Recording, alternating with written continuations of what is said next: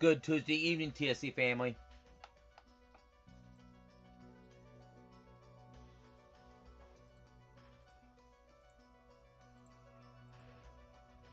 Live from beautiful Tampa Bay, Florida, you're watching Tropical Storm Central Live, featuring our host, Tim Richardson.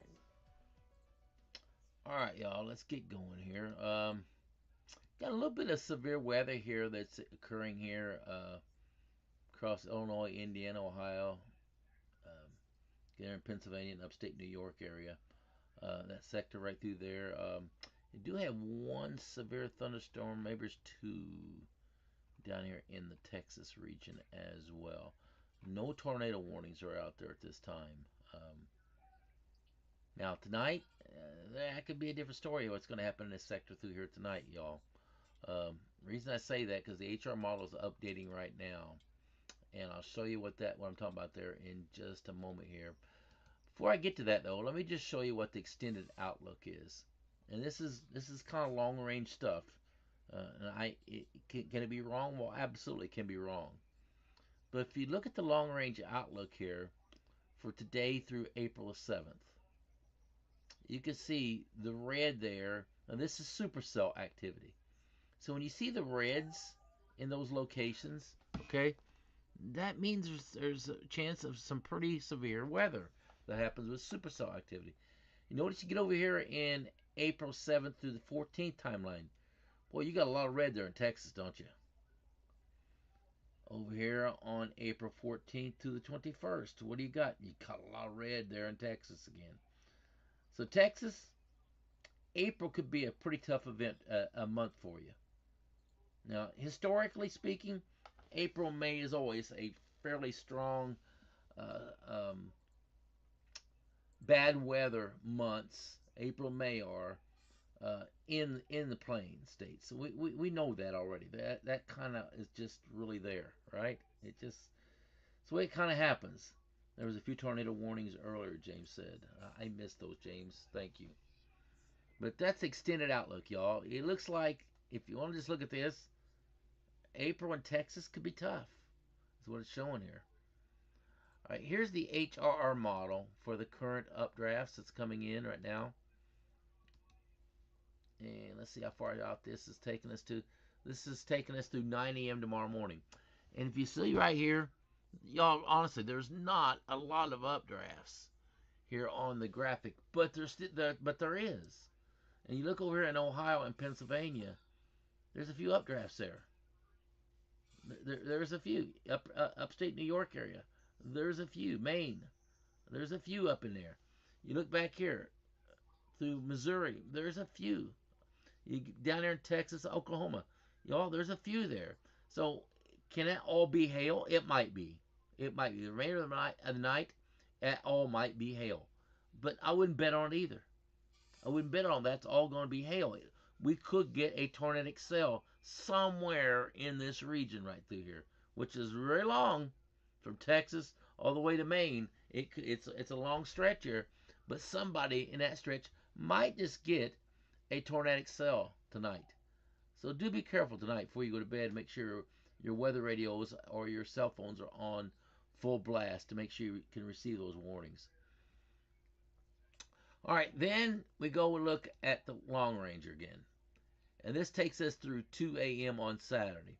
And I have up here the RFS model. And down in here in Texas, I'm getting a little bit concerned down here, y'all. Now, there's a lot going on here tomorrow, okay? I'm not diminishing what's going to happen tomorrow and Friday because there is a lot of updrafts here that's going to come into play. If I take us through 7 a.m. on Thursday, everything you see here right now is for tomorrow through Thursday at 7 a.m. on Thursday. Between now and 7, that's what it looks like between now and 7 a.m. on Thursday. After that timeline, I'm going to go to this so you can see things. See, it gets rid of everything. Now watch what happens after 7 a.m. on Thursday. Do we have any much updrafts at all? This is like an hourly updraft reading, okay? So you understand what's happening. So about 5 p.m., we're getting some updrafts up here in say Iowa and the Illinois area. Down in here, it looks pretty clean. And you see all the updrafts going through up into Michigan. Now what happens here on Friday? Do we get really active on Friday? Boom, look at that line developing here on Friday. And that's at 5 p.m. on Friday. You see the line right there developing at 5 p.m. That's what it looks like at 11 p.m. And that's the entire run from the RFS model. So I can't go all the way out there to Saturday, can we? We can't see Saturday. We're too far. It's too far out in time to have any graphics out there for Saturday. So what do we depend on? Well, we have to depend on what? Well, the European model. Okay, is what we got to depend on. If you look at the rainfall totals, okay, this is what it looks like for the remainder of the evening. We have a slight risk of flash flooding in this sector right through here where it's green and yellow. Tomorrow, we have down in Texas all the way up to Indiana and Illinois and even in Michigan area with the highest threat level there in Iowa and Missouri. Day 3, we're all the way up in Michigan again. Day 4, now we're starting to go back down here in the south. Oklahoma, Texas, a little bit of Arkansas, Missouri, and there in Kansas a little bit. Then day 5, we have a very elongated stretch of possible flash flooding in there for day 5. Day 5 would represent Saturday, Sunday timeline. All right, now I'm going to go back to the Weather Prediction Center again. I thought I had it up here, and I didn't have it up here. Sorry. Storm Prediction Center. There we go. Here's the Storm Prediction Center. This is what we got for the remainder of the evening. They updated here at 7:39 p.m. Central Daylight Time. So less than an hour ago, they updated this graphic. Is there any tornado threat? Well, there's a little bit right up here. So those updrafts that we see there on the HR model, right in there, could be a tornadic cell that could occur in that area. We could get a tornadic cell, y'all, in that area of Indiana, Ohio, and Pennsylvania there, because that's also what the Storm Prediction Center is giving us right now. They're in that same general area right there. All right, wind threat is from Texas all the way up there into the northeast, as you can see. Hail threat, same general areas basically. Then we get into day 2, tomorrow. Now here's where it gets interesting, guys. Tomorrow could be a bad day. Wednesday. And I showed you that on the RFS model. Wednesday, guys, could be a very bad day in that sector right there. You can see what the RFS model is giving us there. There's a lot of updrafts here on the RFS model, isn't there? And you look at that Storm Prediction Center, they have a categorical 3 threat level. Tornado threat level is in that same sector with a 5% probability with an intensity level of 1. Now, what does all that mean? Basically, what that means is you got a 5% chance of getting a tornadic cell within a 25-mile radius of anywhere on any point, is what that means. So if I put a point up here, say right there in Missouri, right there, that means that point there in Missouri, where I have my pointer at right now, within a 25-mile radius, there's a 5% probability of seeing a tornado. That's what that means. And you're probably thinking, well, golly gee, that's low. That's a low probability. Well, it is. It is relatively low. Doesn't mean, though, that you cannot get a tornadic cell there. So make sure you understand. The highest probability here on this chart is what? 60%. So now you see what I'm saying? 60% probability is like in the blue. We never get that. We rarely ever see 60% probability. We hardly ever. We see the 15s and 30s sometimes. We see 10 often. We see 5 a lot. But when you get up to that 45 and 60 percentile, you hardly ever see it. And then what happens when you see the 30 and 15%? Man, we see a lot of tornadoes in those areas, don't we? So understand, even though that percentile there is very low, the probability there is still fairly high that you can get a tornadic cell in that area. And that's what we got tomorrow. Wind threat level is in that same area with a high threshold of 30%. They're in Kansas, Oklahoma, and down in Texas.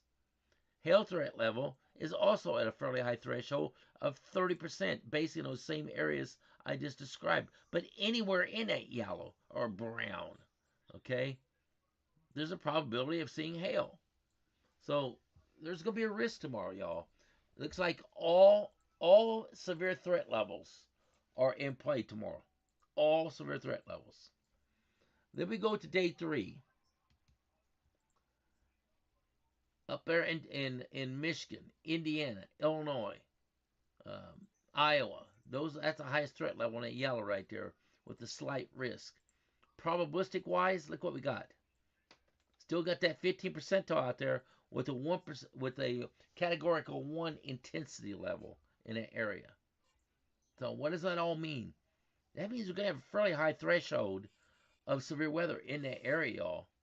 And it's probably gonna be large hail, damaging winds, and some tornadic cells. All 3 of the above is what that's basically telling us right there. If you come down and read what they say, what does that say? It says severe thunderstorms are expected across portions of the Midwest and Great Lakes region Thursday afternoon and evening night. Damaging winds, large hail, and a few tornadoes will all be possible. All the above. I didn't read you what tomorrow's supposed to bring, did I? I kind of forgot to do that. Let's go back and look at that. Now, this is for tomorrow. Let's read what it says in the summary right here for tomorrow. It says, severe thunderstorms are likely across the southern and central plains on Wednesday afternoon and evening. Severe wind gusts, large hail, and a few tornadoes are the primary concerns. Well, that's all the concerns. Isolated strong severe storms are also possible over parts of the Ohio Valley into the mid-Atlantic. So as you can see, y'all, all severe risk levels are in place for tomorrow. All. And if you live anywhere in that sector of the yellow and the dark green, you're at risk, including over here, including over there. So do be careful. Now I'm going to get into here. What I'm going to show you next is the European model. This is what we got going on here for the rest of the evening. This is what it looks like at 10 p.m. this evening. And you see where the severe threat level is. Now what happens after 10 p.m.? Things start dying down, y'all. So by about maybe somewhere around 1 o'clock in the morning, things really diminish in value. And then what happens tomorrow?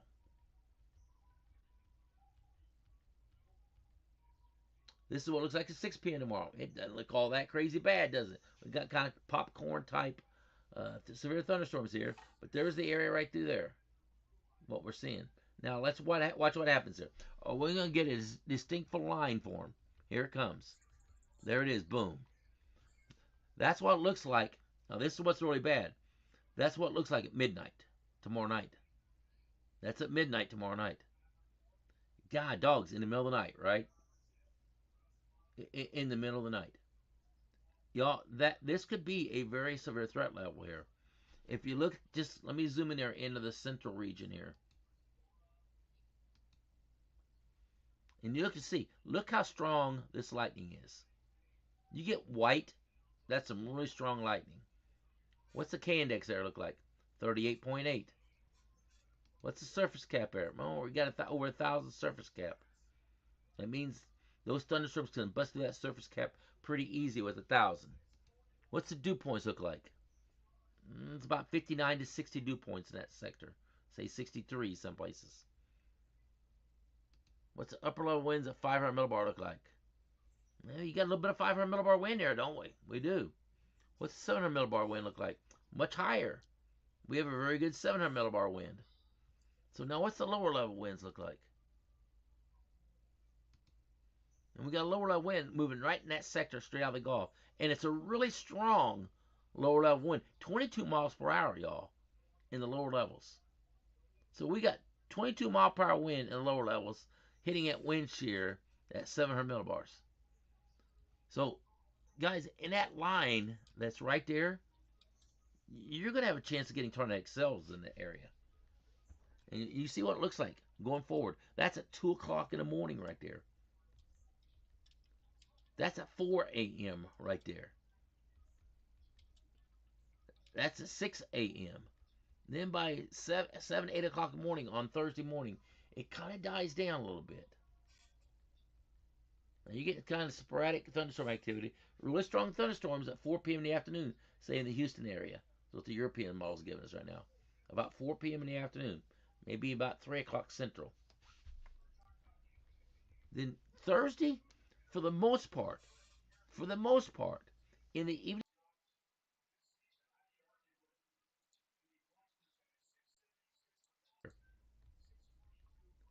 that's at 4 a.m. right there. And Saturday, y'all, they could be pretty bad days. And you see right there, you're starting to get a line of thunderstorms starting to develop in a line right there, aren't we? At 5 p.m. on Friday. And look how strong that line gets right there. At 8 p.m. on Friday. Y'all, that's some really strong activity going on right there. What's the K index look like here? I bet it's over 40. 40.9 there in Texas. We have 40.9 K index. Surface cap. Wow, gee, we're up to 1,500, almost over 2,000 surface cap in that sector where all those thunderstorms happen. Over 2,000 surface cap. Now, what does that mean? What does that surface cap mean? That means we got to have a thunderstorm strong enough to bust through that cap. And if we do get thunderstorms strong enough to bust through that cap, which is a strong surface cap, if they're strong enough to bust through it, then we got really violent thunderstorms, what that means. And it's very apparent to me, with that surface cap there in place, these thunderstorms are what? Guys, they're busting through it. They're getting through it. So that means we got explosive storms there in place. Okay, what's the dew point factor look like in this area? We got 60 dew points in that sector right there. 60 dew points. Look at that massive dry line here. Look at that dry line. 60's here. We got 11 degree dew points over here on the other side. Crazy dry line right there. And what's the 500 millibar winds look like here? You see those at 500 millibar winds right up here, isn't it? There it is. What's the 700 millibar winds look like? Which probably is the most important. You got strong 700 millibar winds right through here. So what do we got to get now? We got to have a wind coming out of the Gulf in this direction like this, out of the southwest into that wind shear at 700 millibars here. If we do, we got rotation possibilities here. And what we have, look at that. That wind couldn't be any perfect coming out of the Gulf into that 700 millibar wind shear going this direction. Guys, we have a perfect negative tilt here. A perfect negative tilt right there in that sector right there. Right where those thunderstorms are frying right there in that area. At 8 p.m., we have a really strong, severe line of thunderstorm activity going on right there and up here. So things are not, the conditions here for tornadic activity with that strong line of thunderstorms right there and lightning, it's apparent, y'all. It's there. We got the possibility of getting tornadic activity in this sector right here, including up here, probably more up here than what it is down here. Why? Because we're closer to that stronger wind shear up here. A little bit stronger wind shear is even up here. So there's probably a stronger probability of tornadic cells up here, with a little bit less probability of tornadic cells down here. So the whole area there, though, is under the influence of possible tornadic activity in this area for Friday at 8 o'clock in the evening. Now let's go forward into Saturday. You see that line kind of progressing. It kind of stalls out. There's at 5 o'clock in the morning on Saturday. And we're not, now look at that bow line right there at 2 p.m. on Saturday. James, what time is your Easter egg hunt at church on Saturday? What time is that Easter egg hunt? Because y'all, that's what it looks like at 5 p.m. on Saturday. That is a very, very bad line of thunderstorms right there at 5 p.m. on Saturday right there. If you look at the Storm Prediction Center for Saturday,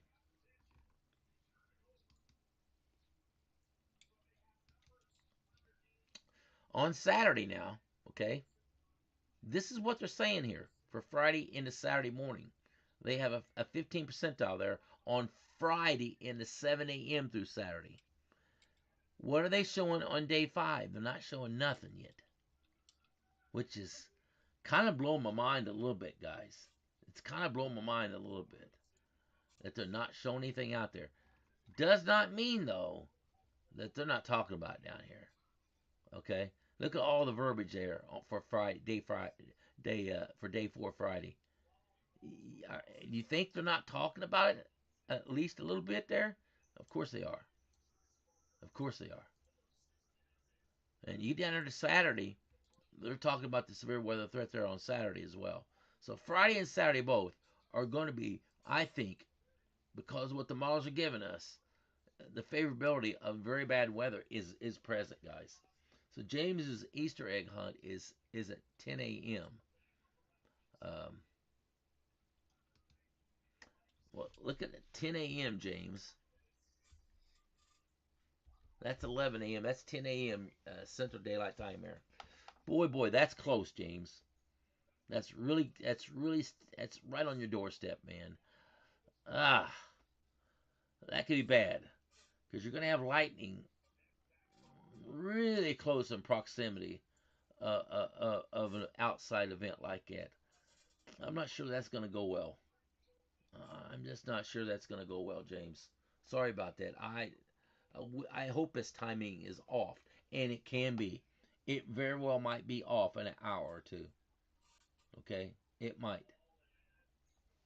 Yeah, day 4 is right here, as you said, James. It does show a yellow mark right there on day 4, right there. But it doesn't. It's not bringing it down here though. Now this only takes us through 7 a.m. on Saturday. There's nothing there for day 5, which is Saturday, which is going to be down in here. They are not showing anything there yet. Tonight, when they update, y'all, I would be surprised that date, the day 4, which would be Saturday timeline, I'll be very surprised if they don't have at least a 15% marker down here in Texas. I would be very surprised if they don't.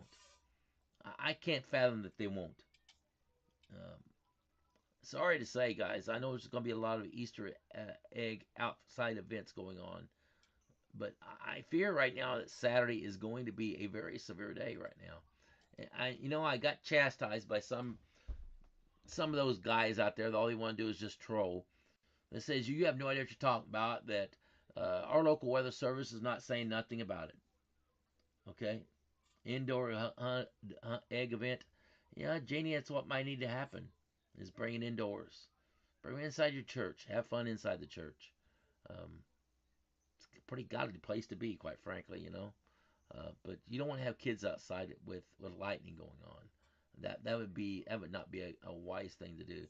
And there's that lightning right there at 10 a.m. Central Daylight Time, showing up here on the European models right there. And again, if you look right there, guys, that's some really strong thunderstorms right there at 4 p.m. Central Daylight Time right there. And if you look at the K index there at that point, 40.8 there in Texas. Wow, James, strong stuff right on top of you. Strong stuff. Strong stuff. They are listening and will likely put one in place. The moles are listening. I don't think they're listening to me, man, but they might. You never know. The instability factor there is really high as well, with the 1400 cap air place right there. The dew points there are going to be really bad. It's going to be close to 70, and it is 70. We got 70-degree dew points here, guys. 70-degree dew points. That's the magical number I look for during summer events, is 70.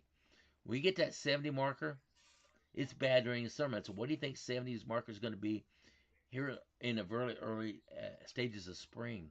And you get 70 dew points. Guys, that's explosive stuff. That is explosive stuff.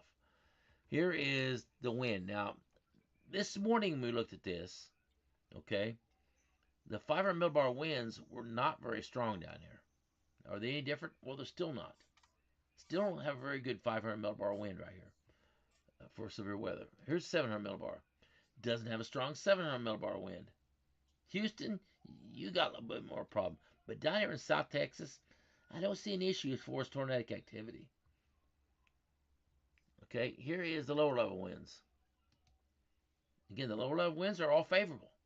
Things are favorable in that area right there, right where the lightning is. So if I had to pinpoint an area of problems for tornadic activity, as strong as that lightning is there in South Texas, the fuel is not there from the wind shear currently.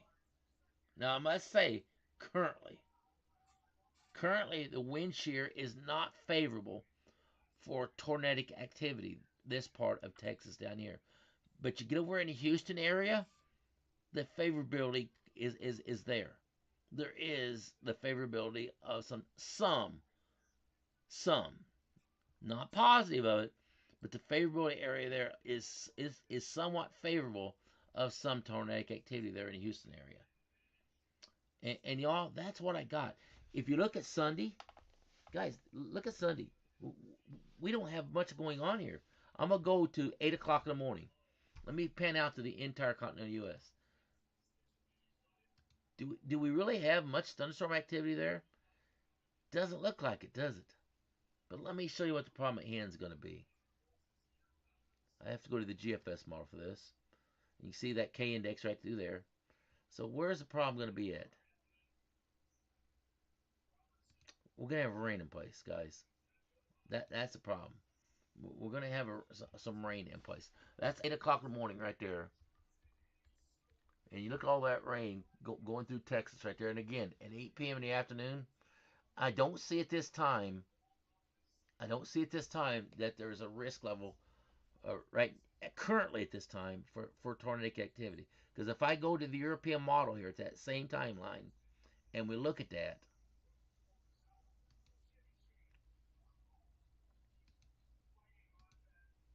there's no lightning there.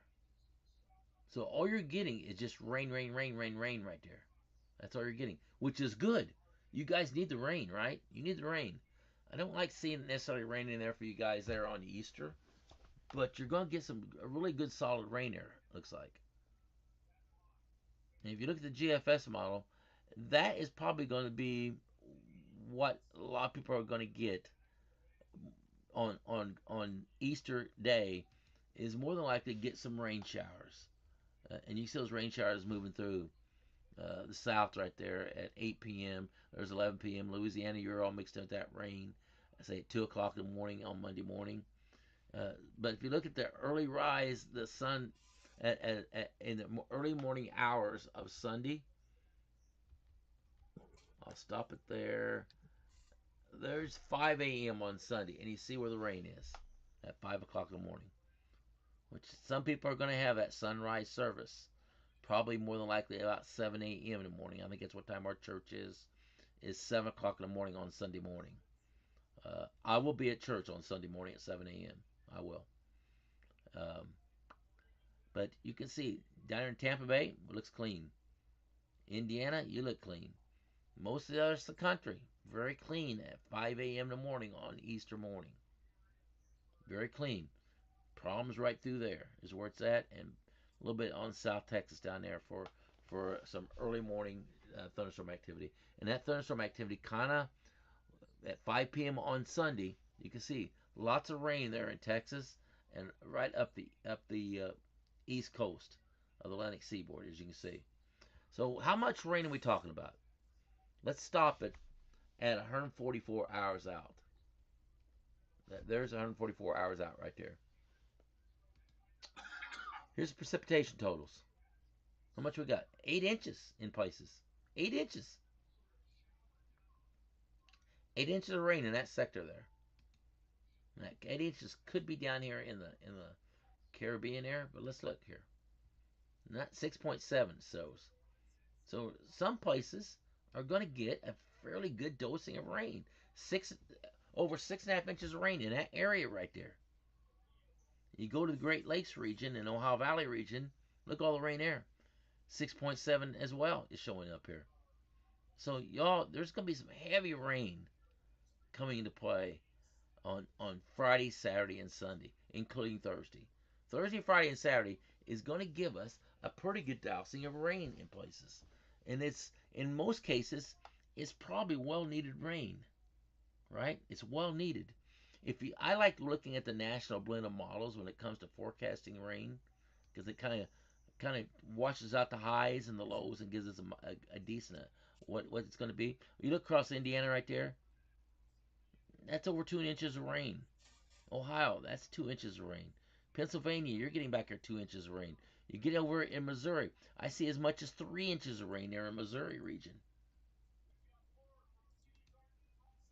Arkansas, northern parts of Arkansas, in the entire state of Arkansas, nearly an inch and a half of rain and as much as 2.5 to 3 inches of rain in places. You get there in Oklahoma, same thing, over 2.5 inches of rain right there.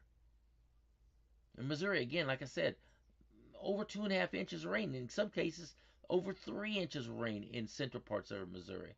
And you look back here in Texas, Dallas Fort Worth area, probably be somewhere around an inch and a half to 2 inches of rain, and in some cases, over 2 inches of rain. And South Texas, over 1 inch of rain down there for you guys. Again, well needed rain. Absolutely right, Linda. Well needed. We needed the rain only. Yeah, I think you're going to get it right now. If you look at the National Blend of Models, it's certainly telling you that you're going to get a pretty good dousing of rain for for most of the Ohio Valley region, through the upper Mississippi Valley region, in the lower Mississippi Valley region, and into Texas. But if you look over in the southeast, y'all, we're still cooking. We're hoping and wishing. Look at this. We might get a quarter of an inch of rain here in Tampa Bay between now and Monday. A quarter of an inch. Man, I may have turned my sprinkler systems on in the middle of the night. No, I'm just kidding. Just kidding. Not gonna violate no orders or anything about watering. Can't do that. But y'all, it's bad here in Florida right now. We are so dry in Florida, it's crazy. Uh, Dave's right. Everybody on that graphic right there, to some degree, needs the rain. Now the farmers, they're probably saying, "Well, we don't want the rain yet. We want to get our crops out. Then after we get our crops out, you can bring that rain." That's what they're saying up there. Let us get our crops out. Why is it raining so early? We want to get our crops out. Let us get our crops out, then let it rain. That's what they're saying up there right now. They're saying we don't need the rain right yet.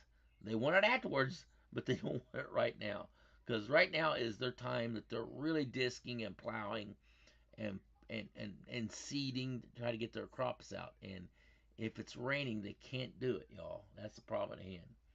And this is the time of year that they like doing it. The new MBM V5 is showing a bit more. I have not looked at that one, James. Uh, Now, what are you talking about here? Oh, this right here. Oh, that is a new one. That is showing a little bit more rain. So that's a new national blend of models. What does the V5 do? What's the difference in it, James? Do you know? Have you looked at it? That's the first time I noticed it. Again, 4 inches of rain. 4 inches, y'all. About an inch of rain down there in South Texas. So let's hope for the rain. We don't want the lightning. Let's hope for the rain. Probably places are going to get some bad weather. Uh, between now and Saturday, there's going to be some tornadic activity. I can't see it not happening. I'm afraid there's going to be probably a few homes destroyed between now and Saturday. And I hate to say that, but man, it's just that time of year when we get those pop up supercells with tornadic activity, is what it is. And it's that time of year. And when we get into April, y'all, look out. Is all I can say. April usually tends to be April, May tends to be the two most violent months we have. And tomorrow we enter that period of April, don't we? We do. All right, guys, I'm gonna get out of here. Everyone have a blessed day, a blessed evening. Get some good sleep, and happy Easter, everyone. Probably won't do a live tomorrow. I'll probably do one maybe tomorrow night. I won't do one tomorrow morning. So let's come back tomorrow night, and we'll reevaluate these models and see what they're showing, okay? What I will do, though, tomorrow morning, I will do a post, okay, to let you guys know as to what the Storm Prediction Center, Weather Prediction Center is doing, And one thing I want to show you before I get out of here, though, I forgot to do this. There, I had it all pulled up here. Let me show you. Let me just tell you something here. So the Climate Prediction Center, which puts out the El Nino and La Nina possibilities, says this. It says a transition from La Nina to SNO neutral is expected in the next month, with SNO neutral favored through May through July. 55% chance. In June, August of this year, El Nino is likely to emerge with a 62% chance and persist through the last end of 2026. So they're forecasting right in the middle of the hurricane season of it becoming El Nino, right? Now it says in June and August they expect El Nino. Well, let me say this. If it comes in June, good. Because that means in July, the Atlantic Basin would see possibly some stronger winds here in the Atlantic Basin and hold down the possibility of hurricane and tropical storm activity. All right. So what is it? How do we get to El Nino and La Nina? What's the primary difference? Here's the primary difference, guys. I'll zoom here so you guys can see this and read it with me. So to get El Nino, okay, to get El Nino, a 1 month positive sea surface temperature anomaly of 0.5 degrees Celsius is great or greater is observed, is what it takes. A 1 month positive sea surface temperature anomaly of 0.5 degrees Celsius. 1 month.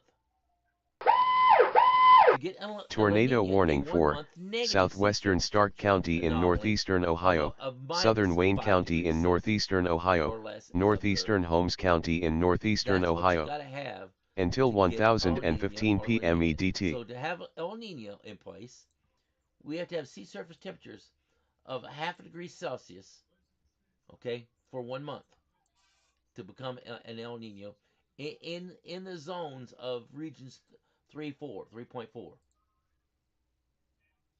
Okay, so where's that at? Well, that's down. I'll show you where that's at right here.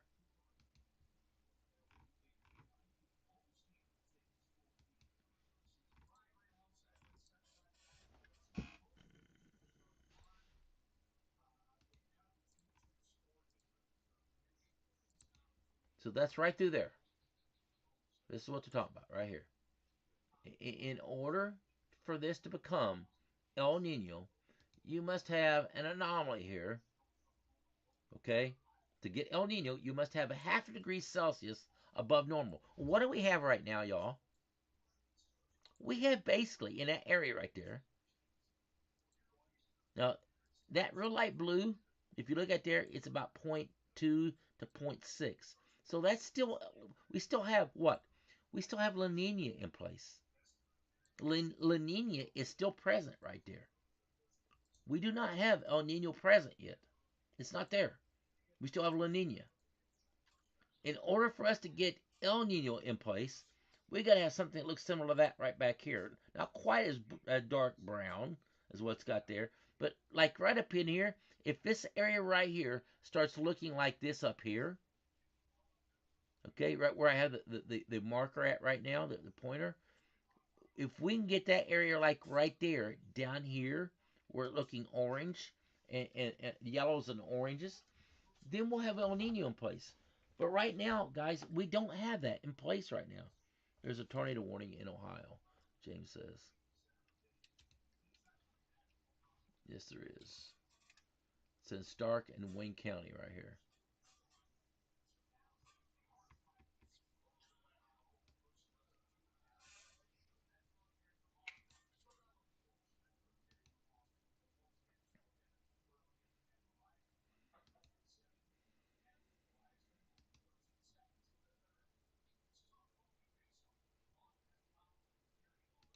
All right, let's look at it right here. This right here. Here we go. Now we can really see things.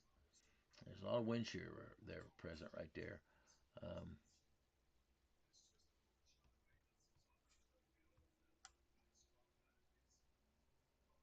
Don't see really a good circulation here, quite frankly, but it doesn't mean it's not there. Let me go to let me go to that area.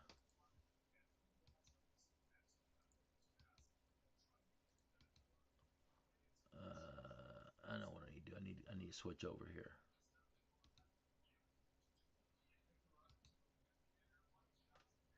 Hold on here if I can get the right thing up here.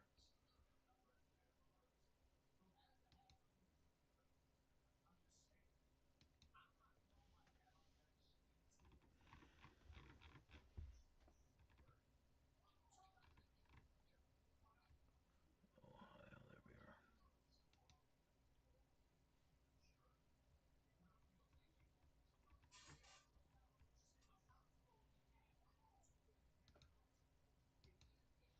Switching over radars here so we can see this here a little better. Yeah, there it is right there. You can definitely see it. It's located right there. That's where it's located at. That's more than like where the Tornadic cell is located at right here. It's moving toward the general direction of Fredericksburg. Fredericksburg is where the general direction of this thing is moving at. It looks like. Um, got another rotating bar up here, so it could be up in here even. What's the timer at 9:44, 9:46? This is 2 minutes behind, right there. Let's put this in motion once. See what this looks like.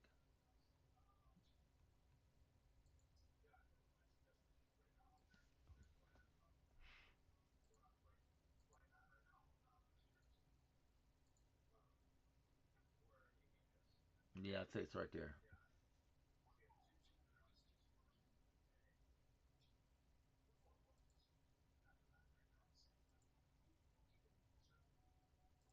It's right there. Is where it's at.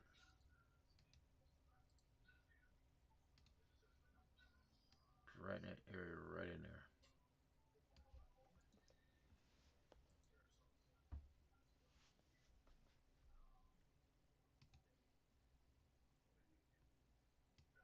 Again, it's right where the HR model, okay, was saying that possibility of severe weather that's at for tonight, but the possibility of tornadic activity is where it's in this sector right through here. That's where it's all at. Is right through there, y'all. That's where the HR model was showing us those updrafts, wasn't it?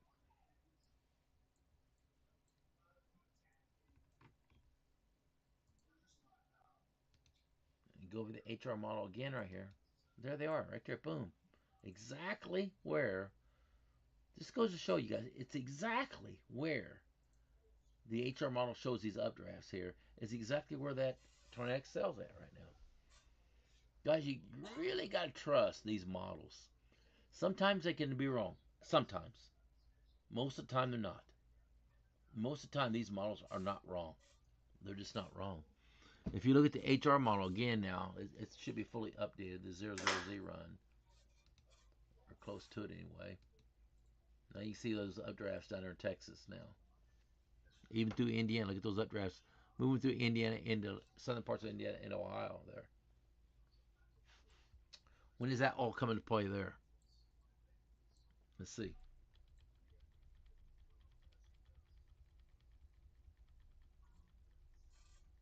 Stop it right there. That's tomorrow at 1 p.m. At 1 p.m.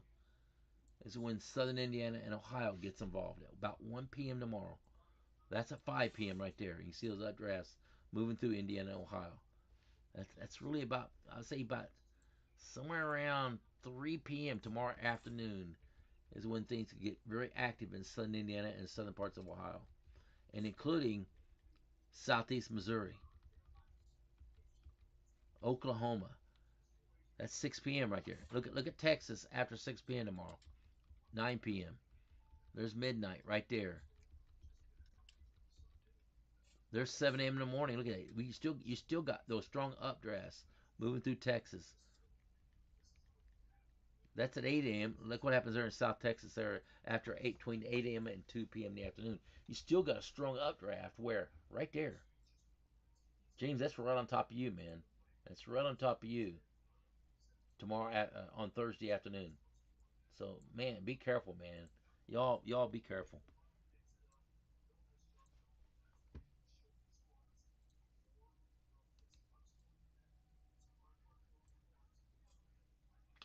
This is getting a little bit of a hook here. Just a little bit on here.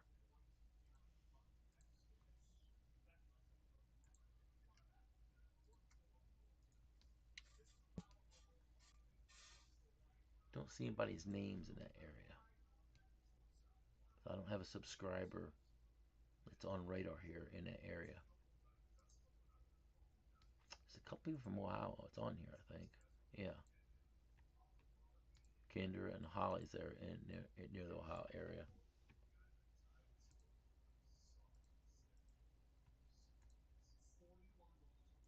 I think they're the only two.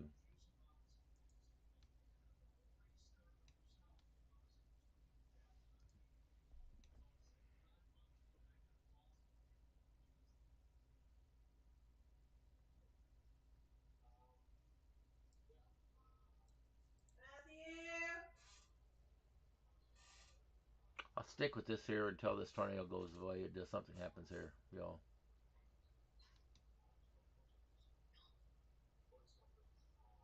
All right, let me ask y'all this: is there anybody on here? Is there anybody on here that needs me to stay on this tornado? You have family in this anybody on here that has family in this area of Ohio that wants me to stay on? Let me know. I'll stay on. Otherwise, I'm gonna get off here because I'll be just talking to a blank screen here because nobody's gonna be really paying attention. Hey James, do me a favor and make a post on the Ohio board if you haven't already done so. And I don't mind you doing a post on the main page here too if you want to. While I'm doing a live, you can still do a post while I'm doing a live here, James, if you want to, about the. And if you can, post the HRR model out there too for everybody to see for that severe weather threat level. If you don't do it, I'll do it when I get off of here.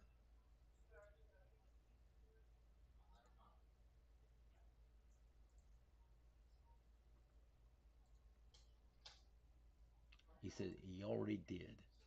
All right, so I don't see anybody here that's asking me to stay. Is it near Youngstown? I don't believe it is. Tell me where Youngstown's at. Youngstown's right here. No, right now it is moving south of Youngstown. I see where Youngstown is. It's moving south of Youngstown right now.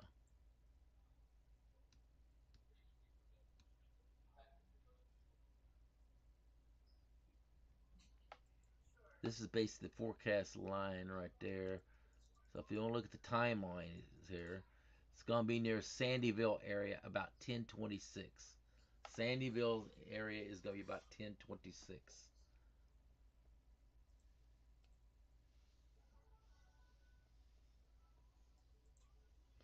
Mary, I think I sent. Did I send you an umbrella, Mary?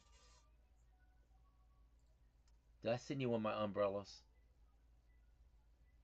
I want to think I did. I think I did. I think I did. I may not have. I don't know.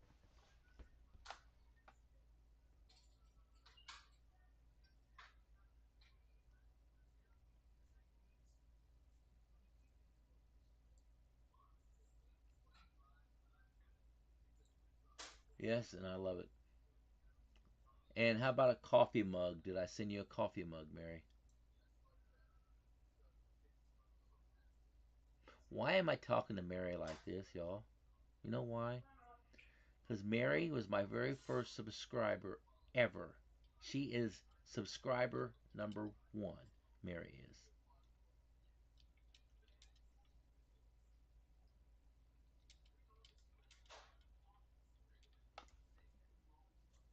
And she's never abated me. No mug? Well, Mary, I am going to send you a mug. Okay? I'm going to send you a mug, Mary. Have y'all ever seen my site that where I sell these things at? Off of my face, it's on my Facebook page on the very front. Mary, how beautiful is that umbrella? Y'all, if you've not seen the umbrella, it's incredible. I designed this so well. It's my own design. I designed it myself. I fully designed the umbrella with all the graphic stuff on it. I designed it, and it really is beautiful. It really is beautiful, y'all. We're coming into the time of year where rainy season's here, and the umbrella is really it's really a nice piece. If you need an umbrella, I'm telling you to get this one. I think it's $40, I believe, is what it retails for. The people in France like it.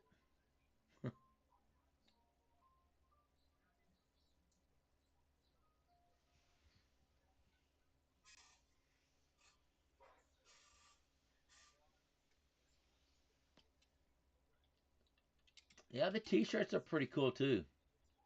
They are. I actually own I own all colors of the T-shirts, and I got every color of the polo shirts. Uh, I love my polo shirts. I wear my polo shirts to everywhere. I wear my polo shirts everywhere. And I have a red one. I have a white one. I have a black one, and I got a gray color one polo shirt. Polo shirts are phenomenal too. They're made by Adidas. The polo shirts are, and it's embroidered. Thanks, James.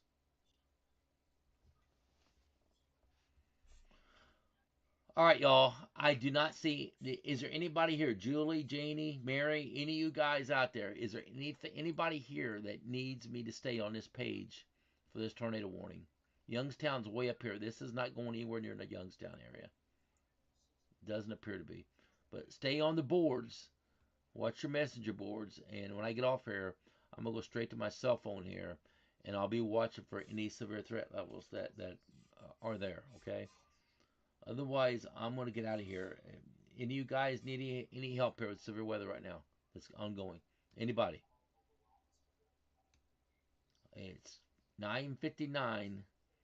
When it turns 10 p.m., I'm going to say bye-bye, y'all.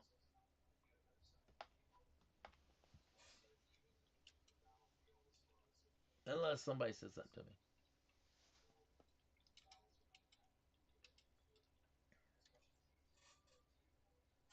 Good night, Melanie. Julie, thank you. Thank you, guys. Mary, I'll get that coffee mug out there to you. It's it's a sweet little piece too. It really is. It's a sweet piece.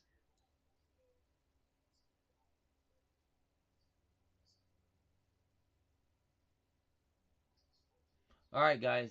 It hit the magical number 10. So have a good night, everyone, and may God bless you all. And I'll see you guys tomorrow night.